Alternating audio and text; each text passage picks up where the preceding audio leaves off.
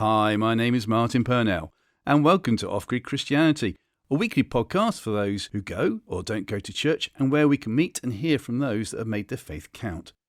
This podcast series is to encourage via conversation and not necessarily change your mind prior to listening. You can contact us as well by email, ogc@accessradio.biz, business spelled B-I-Z.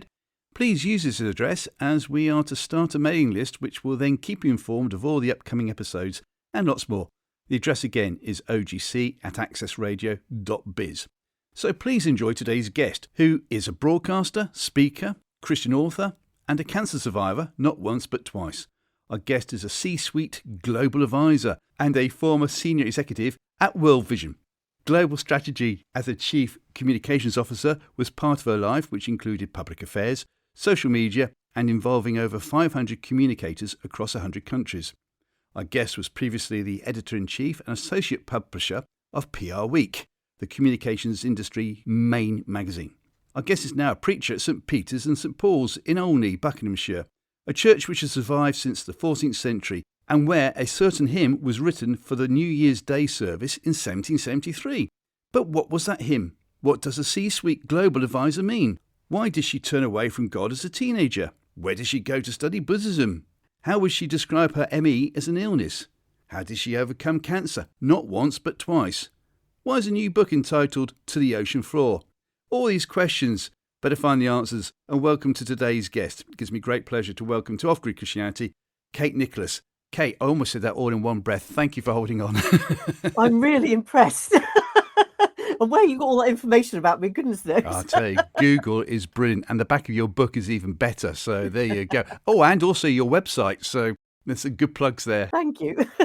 Where are we speaking to you from exactly then, please, today, Kate? I'm actually in North Buckinghamshire. I'm about a mile from the town of Olney, which is where the church is that you mentioned. Yeah, looking forward to hearing more about that. And my home, sitting here in my home office, which is I'm surrounded by books. Yes, including To the Ocean Floor in the background, which is, Yes. I have to say, a beautiful cover. I really like it. It's worth checking it out at your local bookstore. Very nice indeed. So many questions to ask, but before we do, let's go for the 5 interest getter questions, if that's all right, Kate. If you're sitting comfortably, let us begin. Fingers on the buzzers, no conferring. If you could invite anybody from history for an evening meal, alive or dead, so that you could ask them questions, who would it be? These are amazing questions. They really made me think. My instinctive answer to that, of course, is Jesus, because what better than having God incarnate sitting in front of you to ask questions of? But I thought, considering I actually talk to him every day in prayer, that probably is not the answer. Well, I don't know, actually, because someone else chose him. And I'm just thinking, well, do you know what? If you had a really nice bottle of wine, you could say, oh, I don't really like this. Could you just make it better? You could do that, couldn't you? I'm sure you wouldn't mind. Love that. But I have chosen somebody else. Good, please. So the person I would choose would be Francis Collins, who was the former director of the Human Genome Project. Ooh. And he's a leading scientist. He's also Christian. And he's one of the leading scientists who has claimed that as we look deeper into the universe, it requires both scientific and a theological worldview to make sense of existence. Oh. And I think I'd love to ask him what it felt like to penetrate so deeply into God's creation. I'm not sure we'd understand his answers. I'm not a scientist, but I'm fascinated by this intersection between science and faith. Yeah. Because it seems that the deeper we go, as we look in the macro picture and look further out into the universe, people are now looking at kind of like, what happened at the Big Bang. Yes. Using the Hubble telescope to be able to understand that. And at a micro level, into a quantum realm, the greater the mystery of our reality is becoming. We're finding that the world is a much more mysterious place than we could ever imagine. And I love that idea because that's where faith and science come together. That's where kind of rationalism and kind of this profound experience of God come together. So, I just think it's really exciting and I'd love to know more about it. That is brilliant. I like that answer. And you'll be surprised to know that no one else has chosen that answer in all these years I've been doing it. Oh. Well, I'm glad to add. Yes, you've got an exclusive there. Brilliant. I'd like to be involved in that question with you as well when you're sitting around the table having a nice meal. What meal would you have as a matter of interest? What would you cook him? Oh. I'm a bit partial to seafood and fish. Yes. I could live without meat the rest of my life, but I couldn't live without fish. And your favourite fish? Sea bass. If it's cooked well, then it's really good, isn't it? If it's cooked badly, then... Great answers, thank you. Question 2, who is your favourite biblical character or favourite biblical story or favourite parable, please, Kate? Well, I can kind of roll them into one, really. Peter, of course, because he is so impetuous, flawed, but also faithful. And my favourite story is in Matthew 14. It's when, after feeding the 5,000, Jesus sends the disciples off in a boat across the Sea of Galilee. And in the middle of the night, they see what they think is a ghost walking towards them on the water, and they're frankly terrified. And they hear this voice which says, "Take courage, it's me. Yes. Don't be afraid." And Peter says, "Lord, if it's you, tell me to come to you." And so Jesus says, "Come."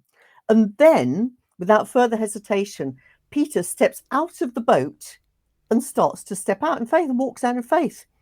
It's probably the greatest, most breathtaking example of trust in the Bible. I think it's amazing. Of course, he then looked down and sank, but that doesn't diminish the fact that for a moment, he believed anything was possible, and he stepped out and he acted on that belief. Yes. And I think it's really interesting because we sometimes equate faith and trust. But in actual fact, faith is a noun, it's something we have. And trust is a verb. It requires us to do something. And trust isn't passive, it isn't safe. It requires us to risk all, to be willing to step out of the boat, to maybe defy logic. Trusting in God's promise that when you pass through the waters, I'll be with you. So I think it's a really interesting example of what trust looks like. Yeah, brilliant. Do you know what? I could listen to your sermon if you were ever going to do a sermon in a church and I wouldn't fall asleep. Brilliant. In fact, people forget that actually there have only ever been 2 people that walked on water on this earth. Yeah. I'd love to also ask him at a dinner party, what did it feel like? Yeah. Exactly. Just an aside, we're talking at the weekend, and it was about Jesus' first ever miracle, which was the wedding feast in Cana. And this person suggested that the reason why they'd run out of wine was because all the disciples had turned up and they'd been sort of earthy people sort of thing. They would have most probably drunk quite a bit of it. I love that idea. I think one of the most fascinating things about Jesus is that, we can sometimes, over history, people have tried to make him out as this terribly pious character who was kind of so parsimonious, very puritanical. He wasn't. He loved a party. Yeah. I think it's really significant that his first miracle was turning water into wine so the party didn't fail. So, I think he was very much about living life in all its fullness in every sense. And I love that about him. Yeah. And it was for 3 days, that party as well. It's like the beginning and the end. Yeah. I also said, me being me, which one of the fishermen went there and said, "What, no beer? Have we only got to drink wine?" That might have happened. You just don't know, do you? Question 3. If you were Prime Minister for the day and could change any law or impose a new law, what would it be, please, Kate? Well, this is a really tough one because I don't want to be political, especially with an election coming up. And I'm a trustee of the charity Christians Against Poverty, which actually works with churches and partners with churches to help alleviate UK poverty, particularly the impact of the cost of living crisis. And some of the stuff I see as trustee is shocking. A new report from CAP shows that over half the people surveyed have regularly skipped meals and have been unable to heat their homes. And that's up by 50% from last year, which means that the impact's growing, not fading. Yeah. Over half have mental health issues because of poverty, and a shocking half have attempted or considered suicide. And that's rising. That's up by 36% last year. So if I was Prime Minister, I would make tackling UK poverty an absolute top priority, and to help people recover from the cost of living crisis. And in particular, there's a particular call that CAP has, and it's to review social security and minimum wage to bring them in line with the minimum income standard so that people have enough to pay for the basics of life, eating, heating, these kind of things. So that's what CAP are calling for. So I think if I was Prime Minister, that's what I'd do. Don't know what else to say to that other than... Some things I've seen are really very shocking, and the churches are doing amazing work. Yes. They are really the front line, and CAP's there to support them and enable them. And there are churches doing work with some of the most vulnerable people in society right now. Incredibly important work. Well, as the future Prime Minister, if you've got thick skin, good luck with that. You should get it through. Yeah. Sad to think you do have to have thick skin to get something like that through, but yes. Yeah, exactly. Yeah. Thank you. Question 4. Outside of family events, what has been your most enjoyable day out to date, please, Kate? That was a really hard one to pinpoint. I have spent a lot of time in my life travelling. Personally and professionally, I've written a lot about this. I spent some time in Australia, living in Australia. I was working for UNICEF, and that's actually where I met my husband. And before we left, I'm married to an Aussie. Before we left, we spent 8 months travelling around Australia. And the day I remember most is probably not a conventional day out, but actually was in the outback. And I was sleeping on a swag, literally on the ground, at a place called Kalu Kalu, which is known in English as Devil's Marbles. And it's right out in the middle of the desert. And I woke up. I love waking up in unfamiliar places in the morning. And I woke up and I looked at, and the sky was completely red and the earth was completely red. It was extraordinary. Wow. And I remember sitting on a rock and looking out at this endless horizon in every direction. In this vast, arid wilderness, I had the most profound sense of God's presence.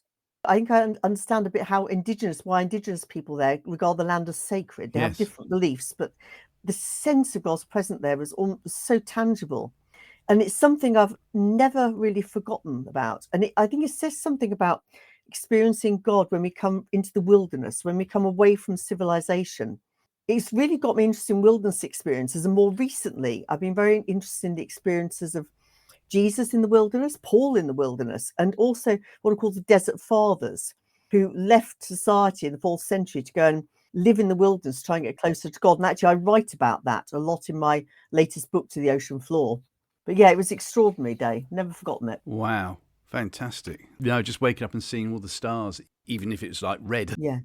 Yeah. Am I right in saying that if you go into the Aborigine history, or Aboriginal history, should I say, they talk about a great flood? They do, yes. In fact, many of the world's civilizations and cultures actually have records of a great flood. Yeah. Yeah. There was a point at which the earth began to become a water world long before humans existed. But there was a point in our kind of broader history, our longer term history, where the world did actually become a water world and land was completely covered. Many billions of years ago. Every time people say the word Waterworld, I keep thinking of that Kevin Costner film. Yes, I know, yes. I hesitated when I used the word. And I went to see it at the cinema as well. Let's go for the final question then. What has been your most embarrassing moment to date, please, Kate? Well, this one, there have been so many. I am terribly accident prone. When I worked as editor of PR Week, when I left, they made a front cover up of the magazine, which actually had various kind of stories about the various times I'd hurt myself and done something daft. But my favourite mortifying moment was actually when I was working for the UK office of World Vision. I was campaigns and communications director there. And I was in the Dominican Republic. I was doing some work out there. And I was walking back at night with some colleagues, including the global communications chief, John, who was effectively my boss. He was the one who oversaw these 100 countries you mentioned. Now, I knew he was leaving and that he was considering who his replacement should be. And as I was walking along with him, I realized he was sounding me out. And I got terribly excited and thought, oh my goodness, this is a big moment. And then everything went pear-shaped. And afterwards, John said, one moment you were there and the next moment you weren't. And he kind of looking around for me. And eventually he looked down. And basically, the streets in the Dominican Republic were full of gaping holes. And I was so excited that I hadn't been looking and I'd actually fallen right down into a foul-smelling storm drain. No. So my interview ended with my colleagues hauling me out of a slimy pit. No. Amazingly, I actually went on to get the job. But the story, as you can imagine, when I was appointed, did the rounds all around World Vision globally. And I earned the nickname Calamity Kate. That's a very good nickname, though, isn't it? So I'm known as Calamity Kate. Were you able to sing the song as well? I just came in from the Windy City. The Windy City is mighty pretty, or something like that, isn't it? Calamity Jane, though, but it was worth a try. And of course, that interview that you had there and then in Dominican Republic, it didn't go down the drain, did it? Well, you did, but the interview didn't. Yeah. No, I was very blessed. I went on and spent a good about 7-8 years working with World Vision. And it was the most extraordinary privilege. I worked with some of the most amazing people, Christian people who put their lives on the line around the world to help the most vulnerable, and also met many people of great faith in some of the most difficult circumstances in the world, in some of the toughest places on the planet. It was only because I was diagnosed with cancer that period came to an end. Yes, we'll talk about that in a minute. Yeah. Very briefly on World Vision. What's the association between World Vision and Billy Graham organisation, or his son now? Well, so Billy Graham, I believe, was a trustee at one point of World Vision. So that was he certainly knew Bob Pearce, who was the founder of World Vision originally. I believe that he was involved with Bob Pearce in the early days of World Vision, but that was a very long time ago now. Yeah. Well, thank you for those answers. In my spiel right at the very beginning, I did mention a certain hymn. It's an amazing hymn. Yes. Tell us more about your church and the association with a certain John Newton, please. Yes, well, St. Peter and St. Paul in Onium, so it's the 13th century or 1300s church. And John Newton actually his first position as an ordained minister. He was curate at Oni. And it was here that he wrote Amazing Grace. Amazing Grace is really about his journey. He was a truly troubled character in his youth. He was brought up as a Christian, but went off to sea at a very early age and was really quite depraved. In fact, he was so depraved that one of the merchant ships that he was on traded him with a slave ship because they felt he was a bad influence on the rest of the sailors. And it was there on that slaving trip, when he was involved in slaving, he actually had this terrible, terrible incident at sea where he was nearly shipwrecked, and which led to his conversion. And it was actually, this hymn is really about the fact that he was such a wretch. He talks about being such a wretch, and that it was only God's amazing grace could possibly have actually turned his life around. I don't want to get into the Christian hero bit, but I stray into the Christian hero bit. But I should have said thank you. Right.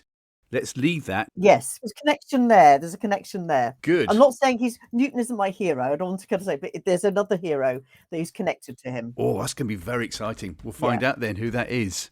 Thank you. So after leaving World Vision, you see you had the cancer. And obviously this brought in eventually not one but two books about the subject. Something else that you had as well, and that was ME. And that's a subject that's very close to my heart, as we discussed in a previous conversation. For those that think ME is still a yuppie flu or something like that, please just enlighten people as to what ME actually is and how it affected you, please. Well, yes, I had what was then called chronic fatigue syndrome. I had a chest infection. I've always been a bit bad about my health. I've always tended to kind of believe in mind over matter and just power on through. And unfortunately, sometimes if you have a virus, you really do have to rest. And I was working in the media at the time. I got a very, very full-on job, and I just carried on working until eventually I collapsed. And instead of recovering, I found myself bedbound for 5 months. I actually found that if I got out of bed to even just kind of go and get a glass of water or something, I then have to go to sleep for about 3 or 4 hours to recover from it. It was really shocking. And I thought my life, as I knew it, had come to an end. And I was actually a young mother at the time. And it was very distressing for the whole family.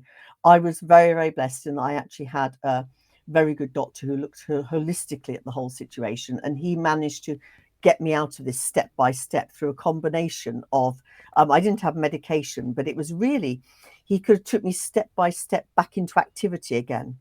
Now, some people sadly don't recover from it. I did recover from it. However, I'm almost very aware that if it's there lurking in the background, and if ever I have a virus now, I respect it because it could resurface again. But it is a really shocking thing to happen. Thankfully, now it's really being recognised now as an actual illness. And although there aren't, strictly speaking, ways to treat it, there are ways in which people can manage their lives in order to actually try and come back to a certain level of activity. So I'm incredibly blessed. God has been so good to me on so many occasions. And my energy did return full force. It took about 1.5 years, but my energy did return full force. So, and I'm very conscious many others aren't in that situation. There's no easy answer to it, unfortunately. No. But it's interesting because I'd like to ask you then, when you had ME, this is before your cancer, which we will get onto in a few minutes. Where was your faith at the time, and how much did you blame God? I didn't have faith at the time. I was still in my wilderness. I was still in my wilderness years. I was brought up as a Christian. I was brought up as a Baptist by my mother. But just very briefly on my faith journey, my father was a rather tortured, if brilliant poet. And these days, he would have been diagnosed as bipolar. But then he was very much kind of left to his own devices. And he was waging war at the world and at God. And he had suicidal episodes. He didn't die by his own hand, thank the Lord. But he had suicidal episodes. As a teenager, I found it very hard to reconcile this God that my mother talked about with my father's suffering and how he could allow him to suffer like this. And I actually turned to the church and asked them, and I didn't get an answer. So I turned my back in anger on the church and probably on God as well. I was about 17. And really, I then spent many years in the wilderness, and I was a real seeker. You mentioned my straying into Buddhism. I was a real seeker. I was on this extraordinary journey because I realized when I looked back, I wrote my memoir, Sea Changed, about my very unconventional faith journey, as well as my healing from first cancer. But in it, I talk about the fact that it was as if I turned away from God, but God wasn't willing to let me go. And there was this journey, and it took me, first of all, to a university in Aberystwyth, and I became very interested in Celtic Christianity, this idea you could experience God through creation, or understand God, the characteristics of God through creation. And I sort of wandered around the hillsides with my kind of sketchbooks. I had a period in my 20s, which was a spiritual wasteland, where I worked in advertising. But I then did actually go traveling. And when I was traveling, I began to I had the time to do some soul searching. And I studied Buddhism in the Dalai Lama school in Dharamshala in India. And I studied Theravada Buddhism in Thailand. And it was quite a turning point for me, because it was there I realized that a world without God didn't make any sense to me. But it was some years before I finally kind of came back to faith. And I came back to the UK eventually, and entered the very secular world of the newsroom. But it was actually a chance conversation that made me begin to read the Bible. What happened? I bought myself a copy of the Bible, and I read it cover to cover twice over 2 years, going down the train to London when I was commuting. And I think, having read this, I reached the conclusion, I think C.S. Lewis says it so well, that Jesus either had to be mad, bad, or he had to be who he said he was, the Son of God. And he was so utterly sane, and he spoke with greater sanity than any other human being has ever done. He was so self-evidently good, to the point of self-sacrifice, that I realized it had to be true. And it was at that point that I turned back to him. But the ME happened before that. And the ME, in that period where I was in that kind of wasteland still, it was terrifying, absolutely terrifying. Because I've since thought I don't know how people go through illnesses like cancer without faith. Because I think the idea that somehow you are reliant upon your own strength to get through something like cancer is frightening. People talk about battling cancer, and I think because it gives you a sense of agency. Yes. But in actual fact, you're in a situation utterly outside of your control. We can come on to talk about this, but I think one of my big realizations was that I wasn't fighting this alone. In fact, I didn't need to fight to some extent, that actually God was fighting this for me.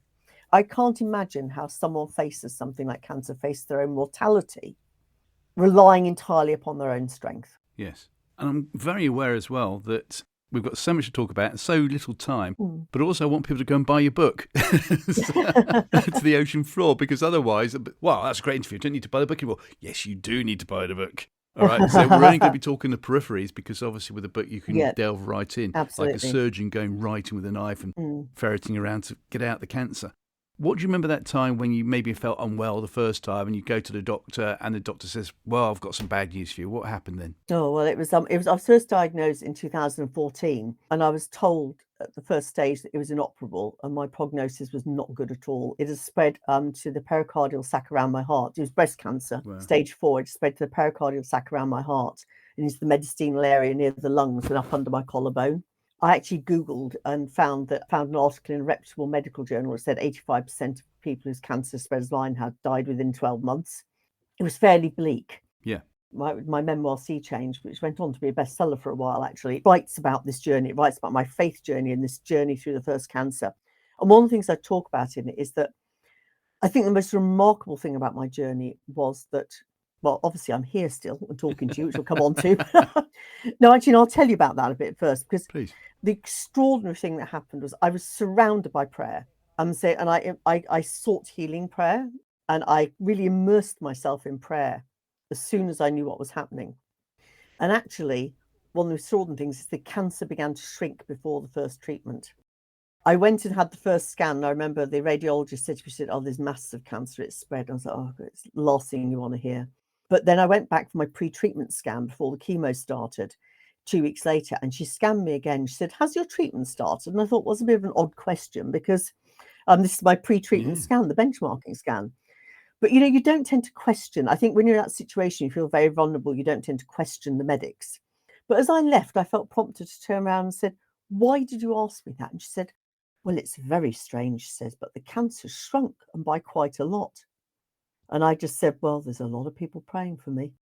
And I remember she put her hands up as if to say, well, I've got no other answer, Yeah. And obviously the fact I'm here talking to you is a bit of a spoiler. That I actually went on, the chemotherapy worked so well that even though I was told it's inoperable, I ended up going on to have surgery, and they were able to remove most, but not all, of the cancer. And I was told I'd have radiotherapy to give me as much time with my family as possible. Wow. But I remember on March 28th, 2015, I went in to see the surgeon. It's a day I'll never forget. Remember, he didn't say anything. He looked at me long and hard, and we'd had discussions about faith. And he just turned around the report on his desk and he pointed at the bottom line, and it said, "There is no evidence of cancer in her body." Praise the Lord. Now, I don't understand why some people are healed and some are not. Yes. And that's one I struggle with terribly. And I write in my latest book, I wrote about one particular dear friend I lost, but I've lost quite a number of friends to cancer now. Yes. I think it's really important to say that I don't believe in fighting. Don't advise anyone to ever fight cancer on a diet of prayer and carrots. Doctors are God's hands and feet, and all the wisdom behind all the extraordinary medications now available and treatments available come from God. Yeah. There is nothing outside of God's purview. So I'm always puzzled by people who say, well, I don't want to take medication because it diminishes my faith. Where do you think they got the wisdom from? Where do you think they got the ingredients from to create this medication? There's nothing lying beyond his purview. So I think that's really important to say. But I think what I came to realize is that God's healing, or what's called Rapha in the Bible, is something bigger than, and may not always include, a cure. Because I think the thing that was most extraordinary about my journey is I was sad, but I was never afraid. Wow. I remember when we were first told, my husband was sitting with me in that room when I was first told quite how dire the situation was. And my husband said, it was like there was this calm just descended over me. He said after, he said, "Kate, I know it didn't come from you because you could worry the leg off a table." But when the oncologist kept saying to me, "Kate, you do understand the implications of what I'm telling you, don't you?" I said, "Yes, I do." And he couldn't believe how calm I was. And it wasn't that I was in denial. I actually did put my affairs in order. There's even a funeral plan. But somehow I was able to live with the idea that the world may continue without me in it, but also the idea of physical healing as well. Yes. And those two weren't in tension. And I think the only way I can describe that really is faith. And explain is faith, you know. The other thing was I had this intense and almost incandescent sense of the presence of God throughout it. So I was desperately ill, and at points it was as if I felt I was sort of standing on the border between the natural and the supernatural. Mm-hmm.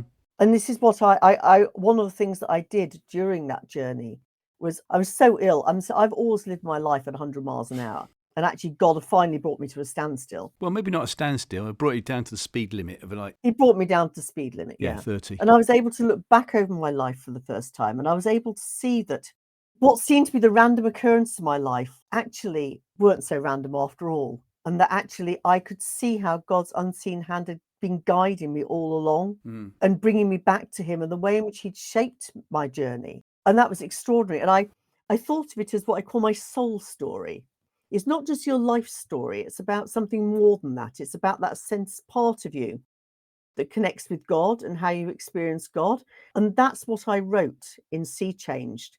And I actually initially wrote it for my kids. All right, okay. I didn't write it for publication. I didn't think I'd be around to publish it. I just really wanted my kids to know that I didn't want them to have the same experience I'd had watching someone suffer and to question God. I wanted them to understand how God had been there with me all along, and how he'd lifted me up and how he'd supported me through that journey. And that was why I wrote my soul story in this book, Sea Changed, which then went on to change my life. I'd been a journalist all my life. I also have been a journalist. I've been a communicator all my life, but it took a cancer diagnosis to turn me into an author. Yeah, that is fantastic. My wife, as you know, she had ME. Yeah. And that's miraculous how she came through that. And then through several other illnesses leading up to the birth of our son, and being in hospital for 3 months prior to the birth. And then shortly afterwards being told that she had cancer. And we went round to see our vicar, and he said, "Oh, you two, what's the matter this time?" And Alison said, "Oh, I've just come back, I've got cancer." And all three of us burst into laughter. Yeah. You would expect tears, but it was like we all burst into laughter.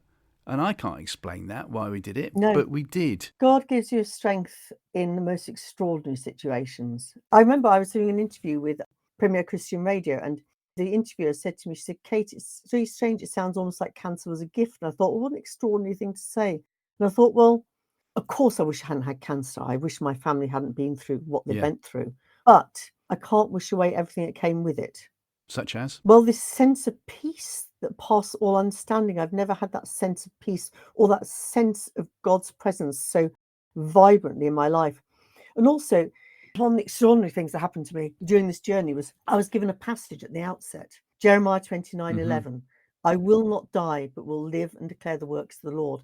And I think I held on to that like a life raft throughout my journey. But when, against all odds, I survived, I decided that had to be the mission of my life. And I wasn't sure what that would look like. But since then, God just opened doors in the most incredible way. So first of all, I published Sea Changed. I found that I was being invited to speak all over the country. I've now spoken all over the world about my journey and about my story, and being able to meet other people with the most incredible stories. And I often say I love doing talks, but what I love most of all is talking to other people afterwards and hearing their stories. Yeah. One of the other books I wrote was called Soul Scribe, How to Understand and Share Your Soul Story, because I realized that everybody else has got these amazing stories to tell. And I wanted to use my kind of experience as a professional communicator to help people to understand their story and also to be able to share it. I remember I went for an interview about my book with TBN, the Christian television channel. At the end of it, the showman who interviewed me on TBN Meet said, Kate, I think God's doing something really amazing through you. He said, I think I've got to offer you your own TV show. I nearly fell off my chair. I thought, this is... I was 55. I'd worked in broadcast media. I'd done some work with the BBC and things and various other channels. Women do not get to be made presenters at the age of 55. Couldn't have made it up. God was doing these extraordinary things and opening all these doors for me. And so how could I wish all that away? And none of that would have happened if I hadn't had that experience of cancer to come so close to him. I don't believe for a moment God did that to me. I don't believe God does that. I don't believe that's the way the world works, going back to science and faith. But I do believe that he can use all of our circumstances, including the most challenging, to transform us, but also use us to help transform others as well. Tell me more about that. Well, it's what my TBN show ended up being about. It's called Living a Transformed Life. And in it, I look at the idea that God seeks to transform us. God is a God. Our God is one of transformation. He seeks ultimately to transform us into the likeness of his son, Jesus Christ. Yes. Many people have amazing conversion experiences, but I think Paul talks about what's called an anakinosis, which is a gradual renewing of the mind. And I think many people, their coming to Christ can be rather like mine, a rather slower experience. And that God uses various circumstances in our life to help us on that journey. That might be those we encounter, the people around us. I don't know about you, but I often find that with synchronicities, you find certain things happen and what I call God incidences. Yeah. Maybe you'll come into contact with a person at a certain time. A certain piece of information comes to a certain time that changes your view of something. So as a Christian, sometimes pieces of scripture come to you just at the right time that actually make you think in a different way. And I think we live our lives as Christians, all right, because human beings, we are meant to live our lives in change. We are meant to embrace change, and we are meant to, our life is a journey of change, of transformation. What I do think, though, is I think sometimes some of the great challenges in our lives fast track that change and fast track that transformation. Let me throw a curveball at you. Obviously, being married to an Australian, I can talk more about cricket than curveballs, because that's like baseball, isn't it? So let me throw a seamer down at you. I love the expression, how do you spell faith? And it's R-I-S-K. Oh, yes. Risk. And you're talking about change, you're talking about risk. Is it the same thing or different? What do you think? Well, I think it's in a way, going back to the first one, the questions you asked me, and when I talked about Peter, so this idea that trust is not passive. We talk about trusting in God, but that means that we have to be willing to actually step out. And some things that he asks us to do in our lives seem to defy logic. My husband has always said that I specialize in jumping off cliffs. Or storm drains. My career has been slightly strange. I started out in journalism and I worked my way to the very top of journalism. I was one of the most senior female publishers in the UK. And I felt that God was calling me out of that. And I stepped off the edge of a cliff and went and worked for a charity, World Vision, which at the time I used to joke there was the salary the size of my shoe budget. I can identify with that as well. Same thing, yeah. When I got into working the charity, I sort of started out in quite a lowly role and I ended up being the global communications chief. And again, so this time I was more pushed off a cliff by cancer, but I stepped out and then started out as an author and really focusing on my life as work in the church. Although one thing I do want to add, because I have to give tribute to them for this, I didn't leave World Vision until after I'd had the cancer. They were so amazing how they supported me. Good. So I was off for a year with cancer treatment. I was surrounded by prayer. They could not have been better.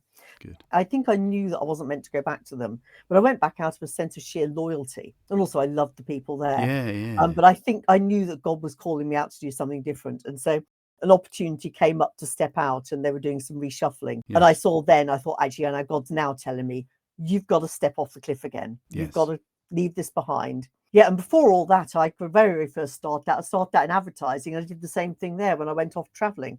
So my husband says I'm a bit of a cliff jumper. I'm not averse to risk.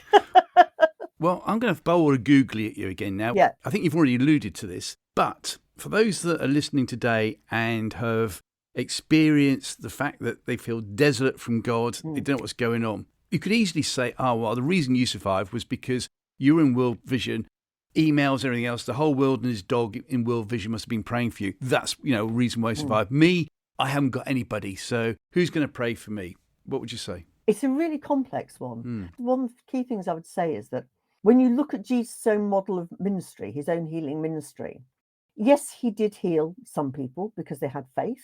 But I always look at this story of kind of the man, say, of the pool of Bethsaida, because there was a guy there who'd been crippled. I think it was 38 years. He'd been lying there trying to get his way into a kind of what was a pagan pool that the pagans believed could heal them.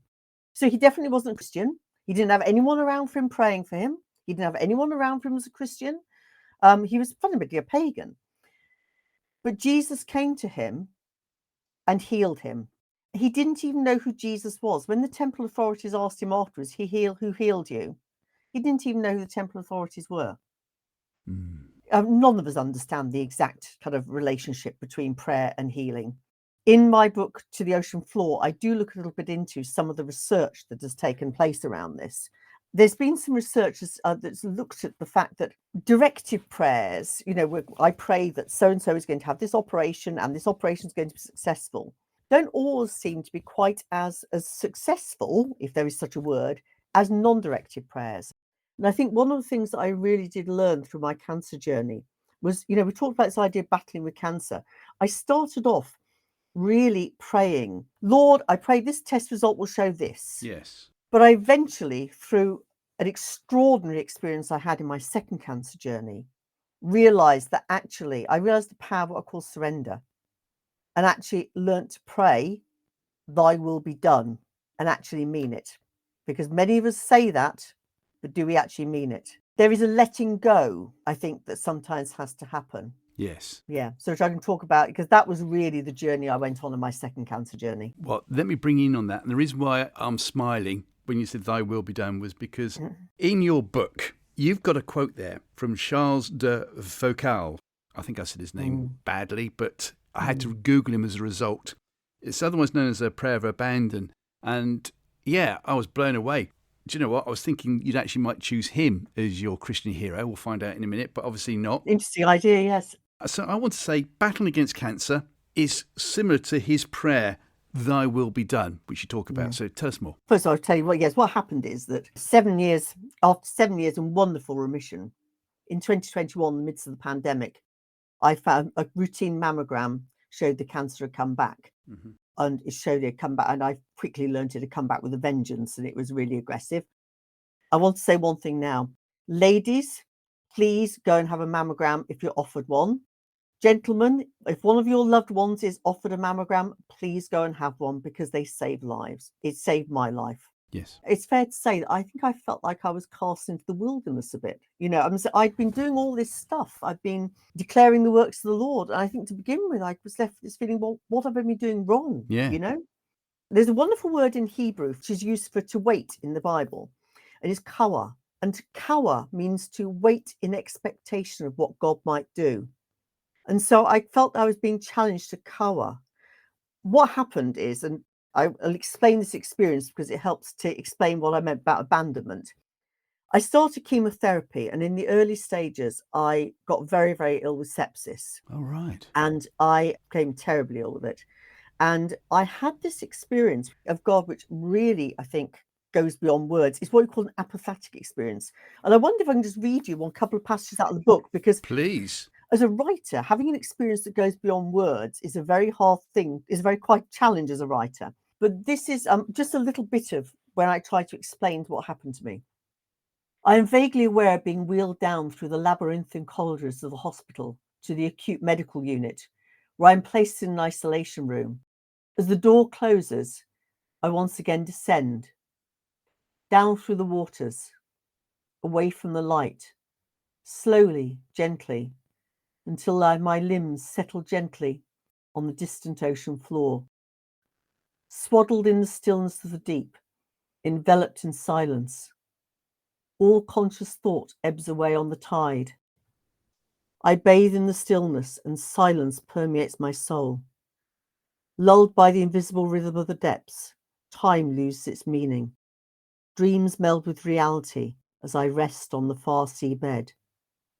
Until gradually, in that liminal space, I begin to sense something other, the numinous, a presence vast and uncontained, indefinable but tangible, an encounter with something endless and eternal, there in the pressing water.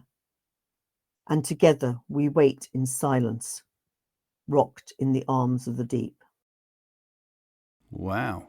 Do you know what? Before we get back to the subject, you can see the gift of your father in you in that. That was almost poetic, wasn't it? One thing that was really interesting, because I really struggled with how to write this. Wow. And it was a bit that the Holy Spirit almost took over. And there are points in the book where prose melds into poetry. It was as if words began to kind of form themselves in unfamiliar patterns. A lot of authors say they look back and say, like, did I write that? And I certainly have felt that with this book. It was as if the Holy Spirit was writing through me at times. Wow. I've started writing poetry since, actually. Not that I'd published any of it. Well, it was brilliant.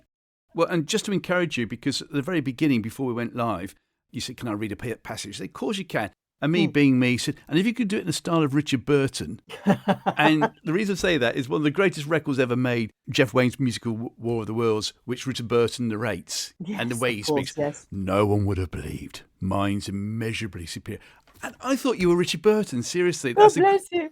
The way you hear it, brilliant. I've actually just recorded this book for Audible, and my publisher and the recording company decided that they'd get me to read it. Yes. I mean, it was a wonderful experience actually reading it through. Brilliant. And could almost reliving some of what I went through, but also the extraordinary things that happened. So tell me more then about the second cancer. So when I recovered from that first incident, I had a grand total of 2 years of treatment. I was very seriously ill. But when I recovered from the first treatment, that first incident, I began to suffer from what I'd almost call a kind of sense of nostalgia. There was this intensity of this experience, which that's only part of the description of it. Yes.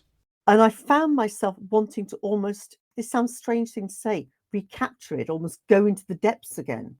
And I started to look back at those wilderness experiences and the contemplative traditions that emerged out of them. So, for example, particularly the Desert Fathers. So there are contemplative traditions that go right the way back to the dawn of Christianity, to Paul, to the Desert Fathers, which were developed by medieval mystics. And there have been modern masters such as John Main and B. Griffiths, who've also looked at these traditions. And in the book, I talk a lot about these traditions and describe a lot of them. And as I explored, I realized I was being taken on a journey of growth. I've always been, you can probably tell, a raving extrovert. I love being part of my church family. I'm on the ministry team. I love the life of the church. What this tradition was teaching was about seeking God in solitude and silence.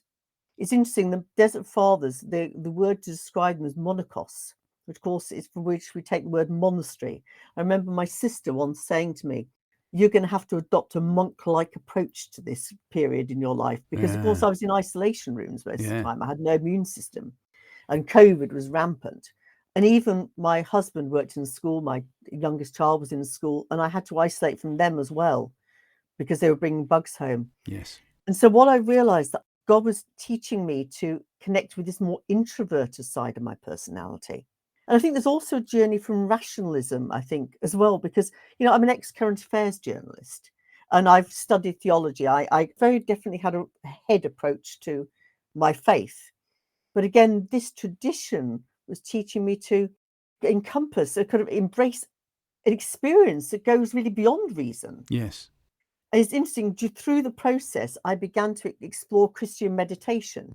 Now, during all my time in the East and my travels, I did study meditation. So I was a bit kind of concerned about this because a lot of these traditions are meditative, these contemplative traditions.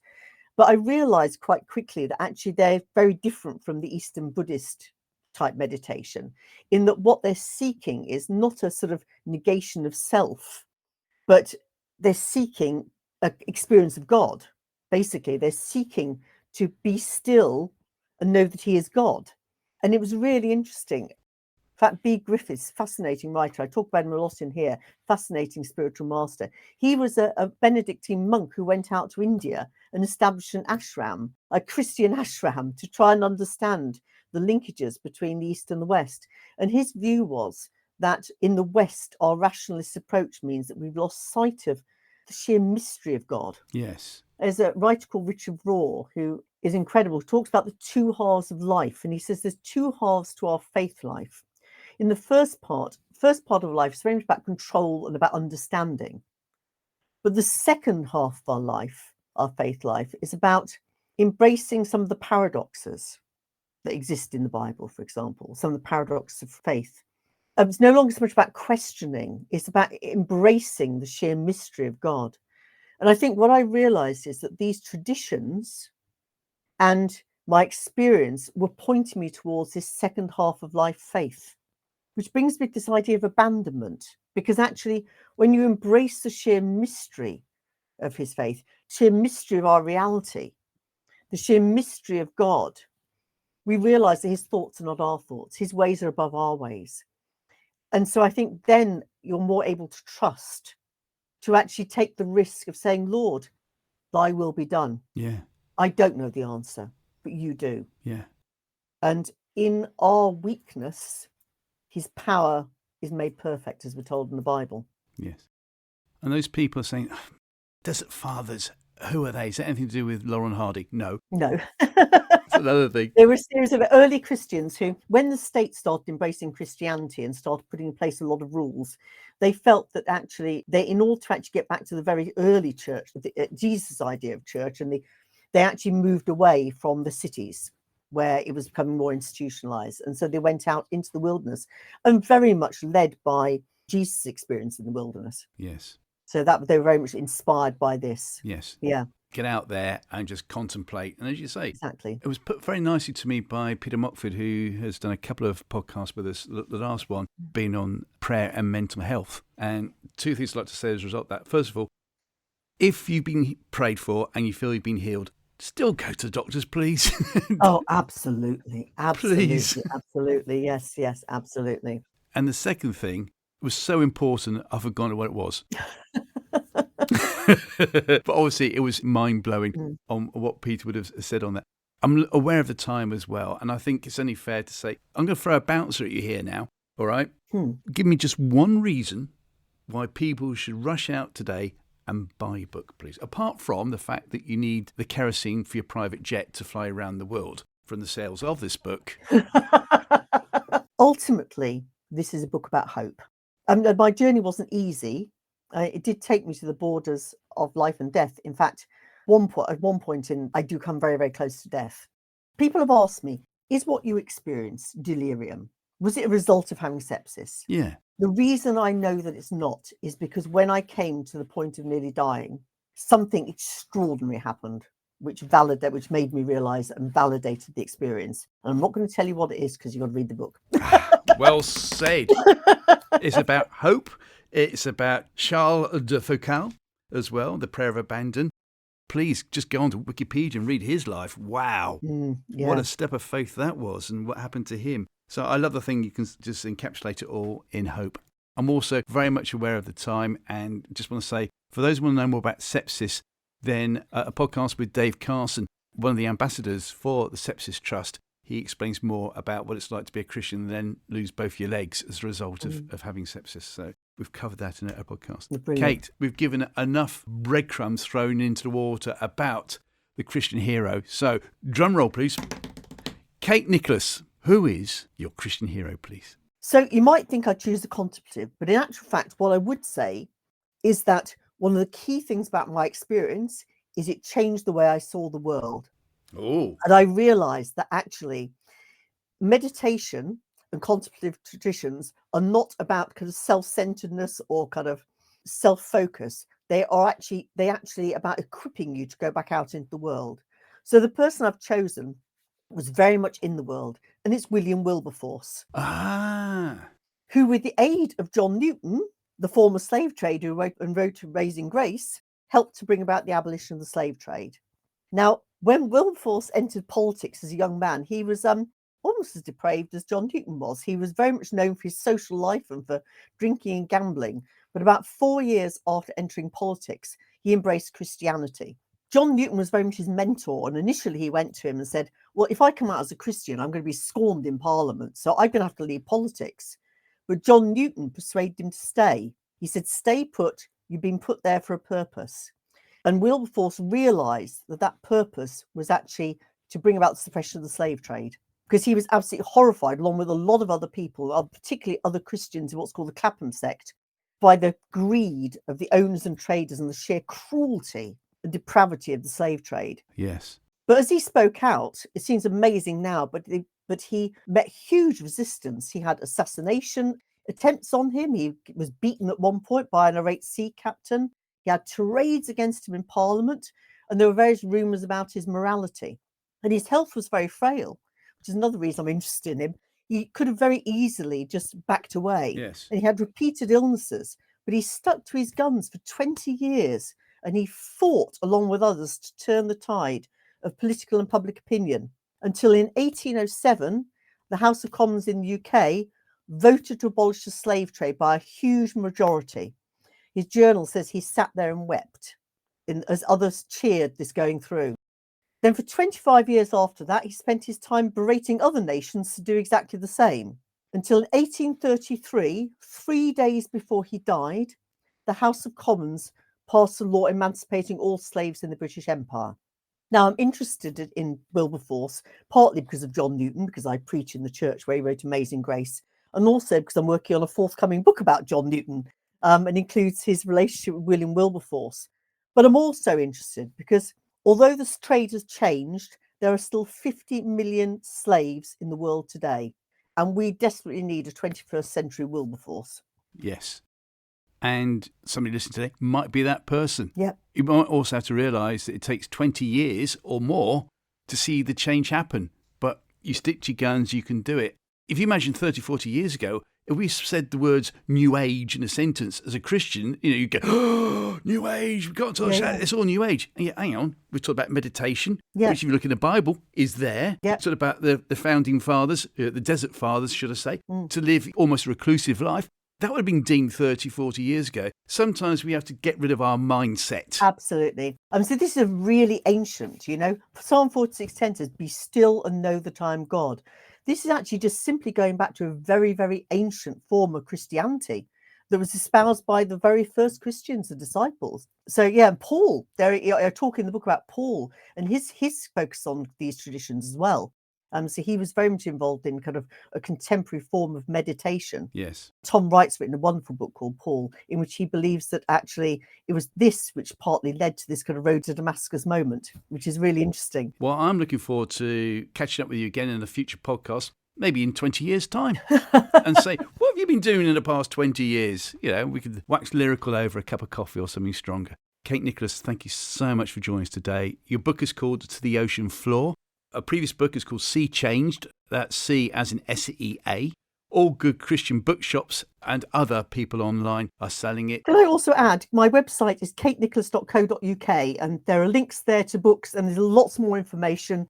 There's my online courses, there's Bible studies, there's all sorts of stuff on there, my TV show on there. I'm sorry, you haven't got time. Was it katenicholas.co.uk? katenicholas.co.uk, yeah. Brilliant. And Nicholas is spelled Nicholas as well. Kate, thank you so much for joining us today. It's been incredible. Thanks so much for your time. Thank you. God bless.